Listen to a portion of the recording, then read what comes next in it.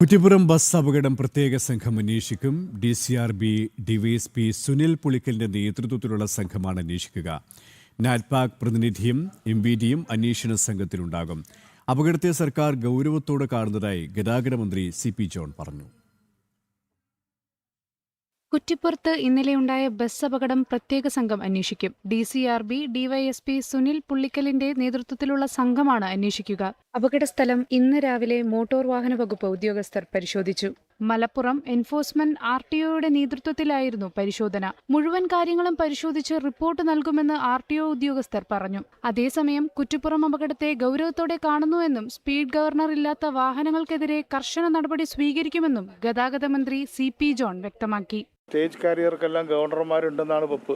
Street governor വേണം. അപ്പോൾ speed governor ഇല്ലാത്ത വണ്ടികളെ സംബന്ധിച്ചിടത്തോളം വളരെ കർശനമായ നടപടികളെടുക്കും.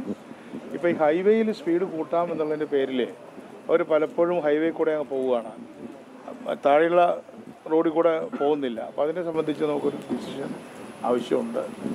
ഞായറാഴ്ച രാവിലെ 11 മണിയോടെയാണ് കുറ്റിപ്പുറം ദേശപാതയിൽ സ്വകാര്യ ബസ് തലകീഴായി മറിഞ്ഞത്. അപകടത്തിൽ കോഴിക്കോട് പെരുവയിൽ സ്വദേശി വൈഷ്ണവ് മരിച്ചിരുന്നു. 20ഓളം പേർക്ക് പരിക്കേറ്റു. ഡ്രൈവർക്കെതിരെ മനഃപൂർവ്വമല്ലാത്ത നരഹത്യക്ക് കേസും എടുത്തിരുന്നു. ജനം, മലപ്പുറം.